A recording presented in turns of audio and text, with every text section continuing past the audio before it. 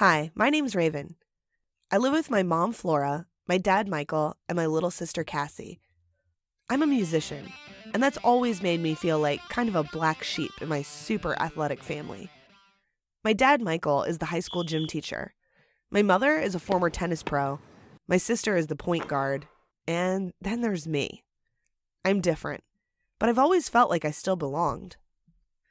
That is until the day we moved. Mom hauled out a rickety chest, and what was inside brought smiles to all of our faces.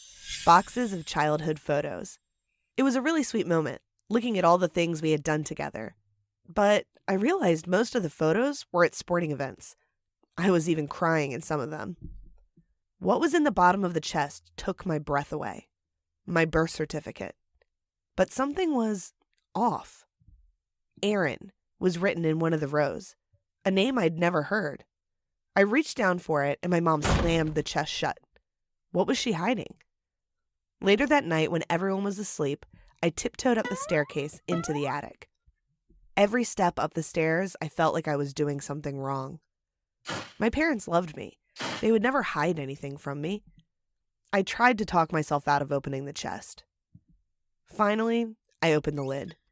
When I found Aaron on the birth certificate, my whole world came crashing down. It felt like my head was spinning. Aaron Layton was listed as my father, but my dad's name wasn't Aaron. My last name wasn't even Layton. The man I thought was my father wasn't. A light flicked on behind me, and my parents stood in the doorway of the attic. Tears were welling in my mother's eyes. "We were going to tell you," she said. The man who raised me put his arms out to hug me, but I shoved him away. I snapped. "You're not my father. Don't touch me." Tears streamed down his face, tears I had never seen before. But I felt such betrayal, such a rage burning in me that I couldn't have cared less.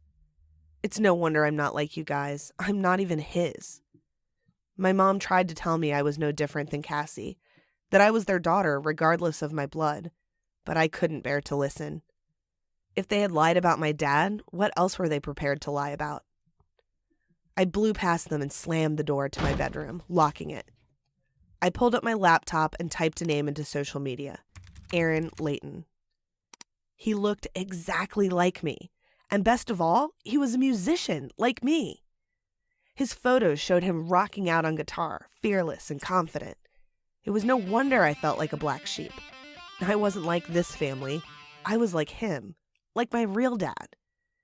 He had a post talking about a show he had in town the next night. The idea of finally meeting him is what lulled me to sleep. The next day, I couldn't look at my mom, or my dad, when I came down later for lunch. Had my mom cheated on my dad with my biological father? Did they know about each other? I begged silently that Aaron would answer the questions, because the idea of talking to anyone else about it made me sick. I slammed the door without saying a word and hurried onto a bus to go downtown for the show.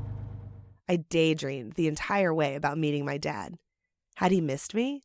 Would he look at me and just know? Did my mom even tell him about me? I nestled into the crowd at a grimy venue, waiting for him to take the stage. Finally, he stepped out, just like I imagined. He was a rock god on stage. He even had the same mannerisms I did. I felt myself buzzing as I watched him play the full set. We could be a father-daughter band. He could teach me all the things my parents couldn't. When the set ended, I hovered by the edge of the stage. He finally made eye contact with me, and I didn't know what to do. I fumbled for my birth certificate in my pocket and handed it to him, shaking. He gave a sad smile at the birth certificate, then at me. "I knew this day would come, Raven," he said, but his voice was disappointed. Wasn't he excited to see me? Aaron led me to sit down. He started to tell me the truth, but it felt like he was far away. "Your mother and I dated in high school. I wasn't a good match for her, but we were crazy about each other. She got pregnant with you and..." His voice trailed off here. Was it regret in his eyes? Embarrassment? I ran off. I didn't want to be a father, Raven, and I still don't. That's when Michael stepped in. He was there when you were born, you know. I felt my whole new reality slip away. Aaron, my real dad, he didn't want me.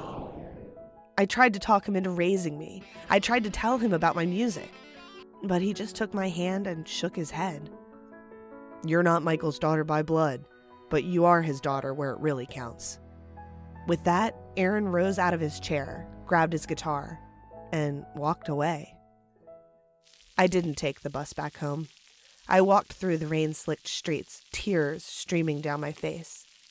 My real dad didn't want me. My family had lied to me. But then I started thinking about what Aaron said. Sure, my parents had lied, and sure, they were different from me, but they showed up to every concert I had, every music recital. Michael had even helped me take my first steps.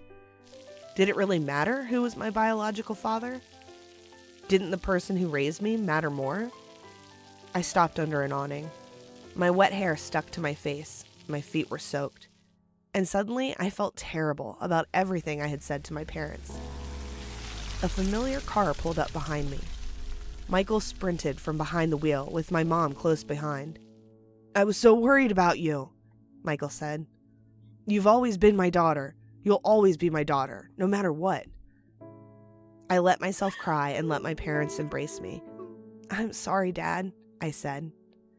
My parents apologized for lying, and they didn't have any excuses. They admitted it was wrong, and they should have told me, but I forgive them. And I can only hope they've forgiven me for the things I said too. No matter how we're related, the people around me who love me are my family. My dad may not be my biological father, but he's always loved me. He's always been there, and he'll always be there. Isn't that what family is?